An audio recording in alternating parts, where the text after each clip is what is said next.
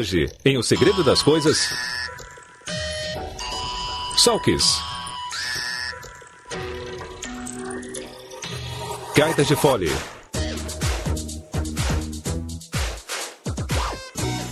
buche de Noel e iscas para pesca.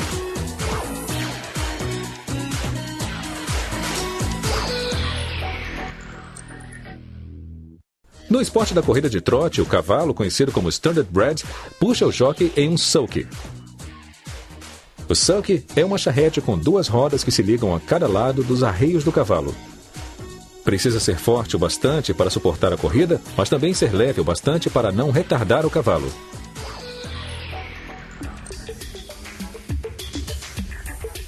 A primeira etapa na produção do sulky é cortar um tubo de alumínio com 3,8 centímetros de diâmetro para o quadro. A maioria das peças é de alumínio, porque é um metal leve.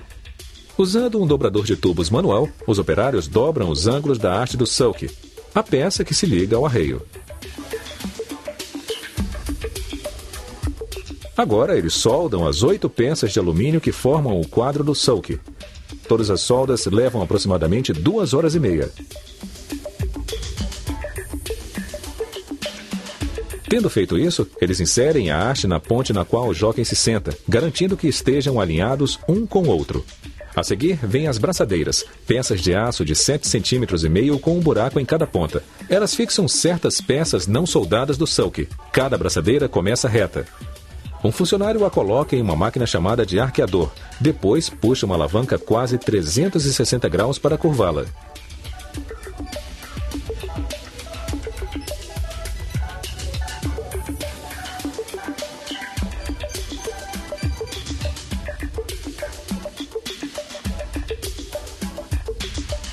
A seguir, uma ferramenta chamada furadeira de prensa múltipla faz um círculo de alumínio, a parte do cubo da roda em que os raios se encaixam. A prensa múltipla tem 6 brocas. Ela gira 3 vezes para furar um total de 18 buracos. O círculo tem outros 9 buracos para remover o peso e 6 buracos menores, através dos quais um protetor de roda plástico vai se conectar depois. Agora eles posicionam um círculo no cubo de alumínio e o martelo no lugar. Eles fazem isso usando uma ferramenta chamada sovela, para não deixar marcas de impactos. A seguir, uma bucha vai dentro do cubo e um rolamento vai entre os dois. De novo, com a ajuda de uma sovela, eles martelam para fixar o rolamento. Finalmente, eles instalam uma tampa para evitar a entrada de poeira que pode causar danos. O cubo agora está concluído e só levou 5 minutos para montar. Agora eles conectam os raios de alumínio, 18 deles em cada lado da roda. Cada raio se fixa ao círculo em uma ponta e um aro de alumínio na outra.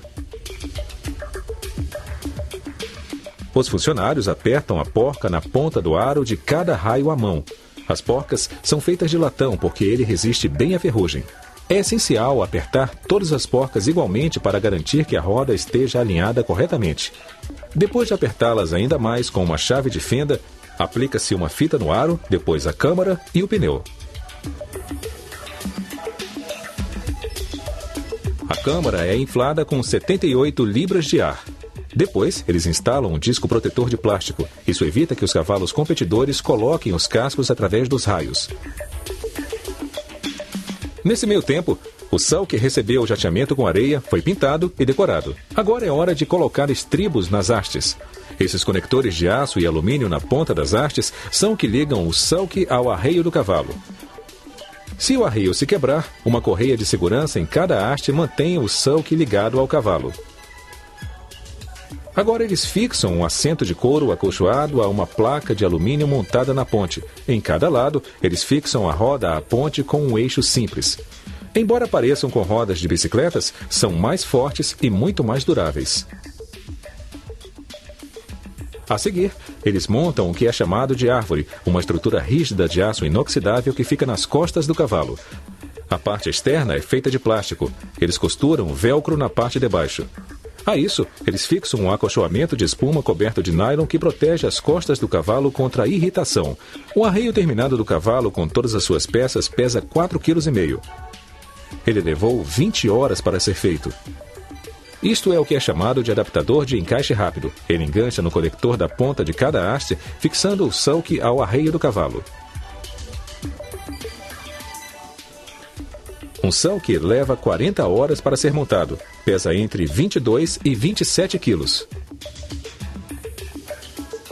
A corrida de trote é um dos poucos esportes em que ser peso-pena é a chave para a vitória. A gaita de fole é um dos instrumentos mais antigos.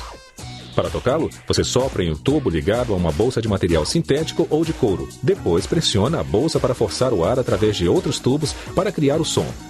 Você transforma esse som em uma melodia usando os buracos para dedos em um tubo com uma palheta chamada de cantadeira.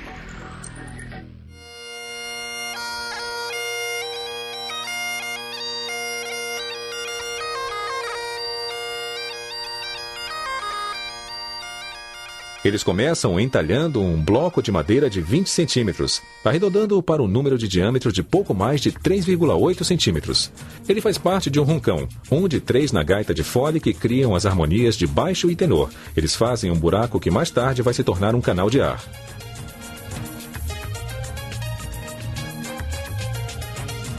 Usando um torno e um gabarito de plástico como guia, um artesão gira a madeira para entalhá-la, um processo chamado de torneamento. O torno tem um cortador de ponta de carboneto estacionário que é forte e preciso o suficiente para cortar esta dura acácia africana. É uma madeira muito pesada e seca, perfeita para o torneamento. Para cortes mais intricados e decorativos, ele usa um dispositivo manual especial para abrir filetes ou roscas. A seguir, ele usa o que é chamado de ferramenta de sangrar para fazer ranhuras decorativas adicionais. Ele mede essas ranhuras usando um calibre para ter certeza que elas atendem às especificações do projeto. O artesão fura um buraco para criar o que é chamado de copa. É feito de imitação de marfim e com 5 centímetros de diâmetro, ele cabe no roncão como uma arruela, mas é só para decoração, uma de 7 na gaita de fole. Ele acrescenta um componente de metal em formato de tubo, também para decoração. A seguir, ele torneia o que é chamado de assoprador. Este é feito de plástico para suportar a umidade da saliva. Os tradicionalistas preferem assopradores de madeira. Ele acrescenta um bocal. Ele retrai em até quase 20 centímetros, dependendo da altura do músico. O músico sopra no bocal para inflar a bolsa. Um pequeno tubo de metal entre 2 lâminas de plástico forma a palheta da cantadeira. Quando o ar passa por ela, a palheta vibra dentro da cantadeira. Um tubo na parte de baixo do instrumento que tem 8 orifícios para notas e 2 para o ajuste do tom. Para fixá-lo, o artesão enrola a palheta com fio de cânhamo e enrola a fita de teflon por cima do fio para obter uma vedação hermética. Então, um fio de latão chamado de frenilho para controlar a forma da palheta. Estreitar a abertura produz um som mais agudo. O artesão amarra um fio de cânhamo para criar tração entre os segmentos do roncão, mantendo-os unidos. O fio de cânhamo é especialmente durável, mas facilmente substituído se danificado. Aqui está o roncão tenor pronto. A seguir, o artesão encaixa o que é chamado de bucha dentro da abertura com o zíper da bolsa da gaita. A bolsa da gaita é feita de um material sintético permeável. As 5 buchas cabem através de um colar de borracha na bolsa, ligando-se aos 3 roncões, à cantadeira e ao soprador.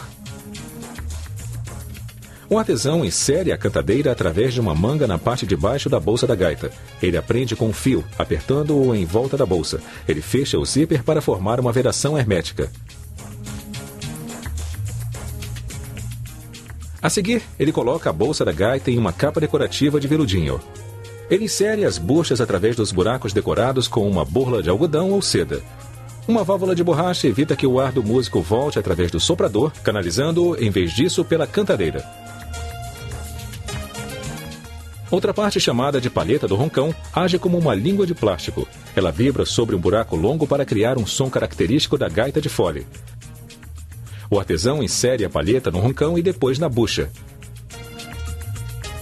Cordões de lã mantêm os roncões no lugar enquanto o músico toca. Por fim, o artesão encaixa a palheta na cantadeira. Então, a encaixa na bucha. Um tocador de gaita precisa ter pulmões poderosos porque algumas músicas podem durar 20 minutos. Isso é que é ter fôlego.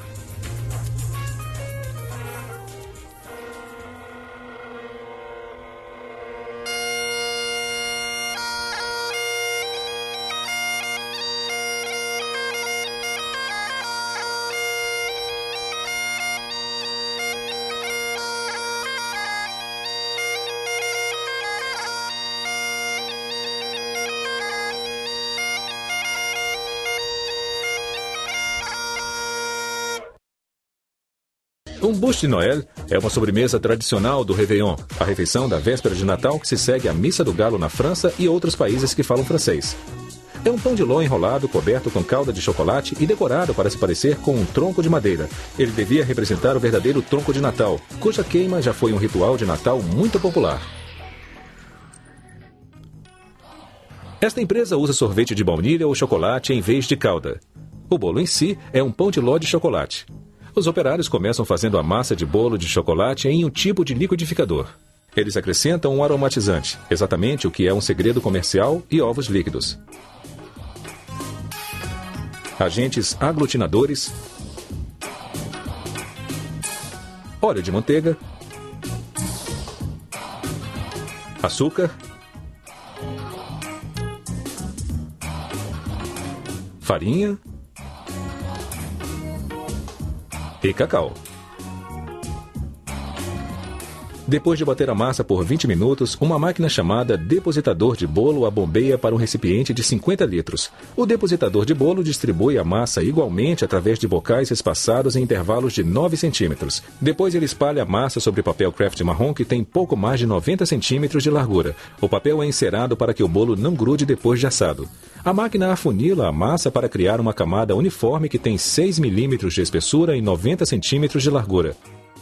Os operários fazem de 8 a 10 mil bûches de Noël por dia, dependendo do tamanho. Depois de assar por 7 minutos a 260 graus Celsius, uma esteira retira o bolo do forno na taxa de 1,80 m por minuto. A seguir, uma serra circular corta o bolo bem no meio. A cada 17 segundos, outra lâmina, apropriadamente chamada de guilhotina, cai, cortando o bolo em segmentos menores. Uma máquina despeja geleia de morango sobre uma camada grossa de sorvete. Isto cria 3 camadas, incluindo a camada de bolo por baixo. A fábrica utiliza 1.800 litros de geleia e 13 mil litros de sorvete por turno de 8 horas. Uma operária separa cuidadosamente as camadas de bolo, deixando uns 7 centímetros de excesso de sorvete e geleia que são jogados fora. Ela então separa o bolo do papel craft, dobrando o bolo sobre si mesmo uma vez. Depois ela rola o bolo, juntando as camadas de sorvete e geleia. Observe com cuidado e vai ver que ela não toca no bolo, só no papel. Ela usa luvas de borracha para evitar que suas mãos grudem no papel. A operária rola o bolo para uma máquina chamada fatiadora. Ela corta o bolo em 3 segmentos de 20 centímetros chamados de bush. A fatiadora deposita os bush em bandejas de plástico. Outra máquina agora decora com sorvete. Ela cobre a superfície, assim como as pontas. As decorações de sorvete são desenhos de renda e de flores.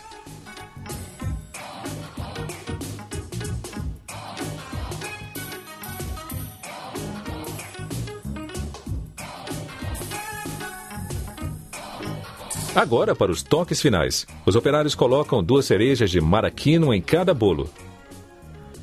Então, uma máquina aplica pedaços de açúcar de bordo, enquanto outro operário corta o sorvete para separar os bolos. Esta fábrica usa pedaços de açúcar de bordo em vez de nozes sobre seus bolos por se preocupar com possíveis alergias. A seguir, uma poinsettia de plástico em cada bush. Depois, um joyeux fête de plástico, que em francês significa boas festas.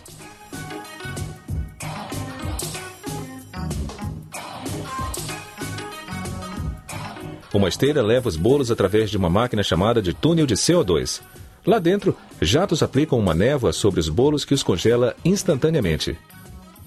Essa névoa é de dióxido de carbono refrigerado a menos 120 graus Celsius. 5 minutos no túnel de CO2 supercongela a camada externa para que os operários possam manipular os bolos com facilidade.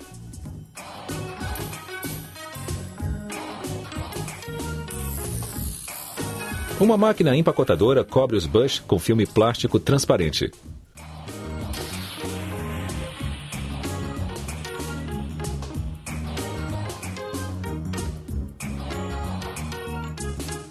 Então, outra máquina simultaneamente corta e sela o plástico a calor, fechando os bush em sacos. Por fim, um operário coloca os sacos em caixas para o transporte. A fábrica armazena as caixas em seus freezers de grande porte a menos 70 graus Celsius. Então, à medida que o Natal se aproxima, estas sobremesas natalinas vão para as lojas, onde o preço de venda varia de 5 a 8 dólares cada. Se você leva a pesca a sério, é provável que tenha atração por iscas. Se as minhocas são como hambúrguer, então estas iscas são como filé mignon. Elas atraem os peixes ao imitar a comida que eles gostam, como fingir ser um vairão, por exemplo, ou ao refletir a luz.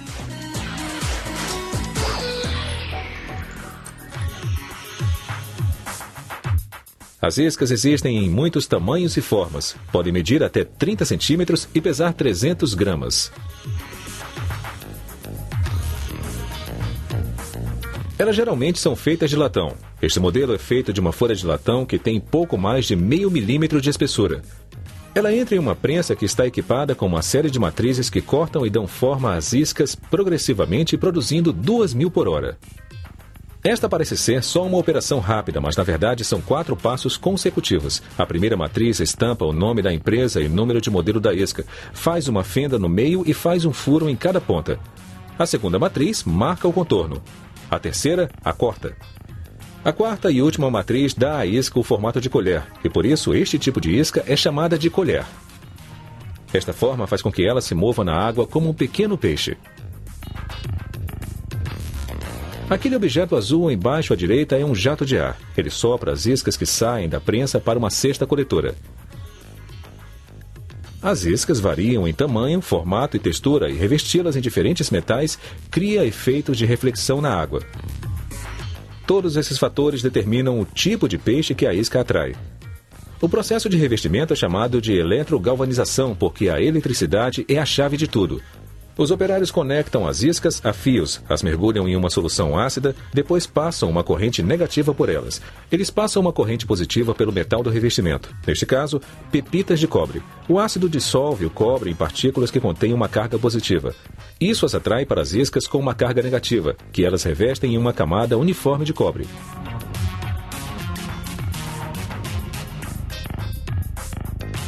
Após uma lavagem completa, as armações vão para o próximo tanque de niquelamento. Depois, outra lavagem e para outro tanque para o prateamento, o acabamento final. O prateamento exige camadas de base de cobre e níquel. Para evitar que a prata manche, os operários revestem as iscas em uma laca transparente, usando o mesmo processo de galvanoplastia. As iscas revestidas em ouro de 24 quilates não precisam de laqueamento porque o ouro não mancha.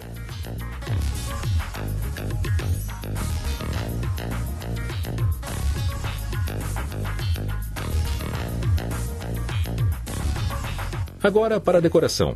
Uma maneira de decorar a isca é o que se chama de impressão à almofada. Uma máquina automatizada aplica tinta a uma placa de metal com o desenho gravado nela. Uma almofada de silicone carimba a placa recebendo o desenho, depois carimba a isca transferindo-o. Este é um desenho com 2 cores, por isso há 2 almofadas trabalhando. É uma tinta de secagem rápida, então as cores não borram. Outra maneira de decorar iscas é aplicar decalques. Elas aderem com uma cola à prova de água que foi especialmente criada para a indústria da pesca.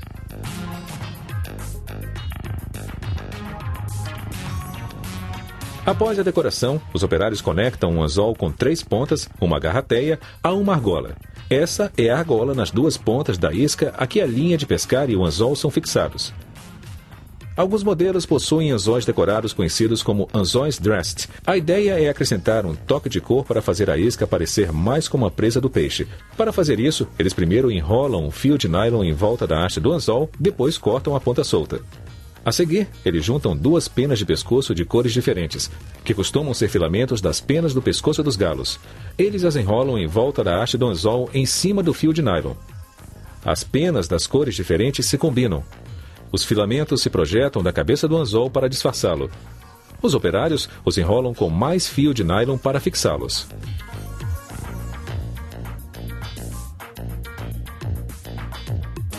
Aqui estão decalques aplicados a um estilo de isca diferente chamado de spinner, porque ele gira como um globo de discoteca, refletindo a luz para atrair os peixes. A etapa final é conectar o anzol à isca. Dependendo da sua complexidade e número de camadas de metal, uma isca leva de 45 minutos a 2 horas para ser feita. Tanto tempo e esforço especializado para fabricar iscas para peixe acabam fisgando nossa admiração. Versão brasileira Audiocorp.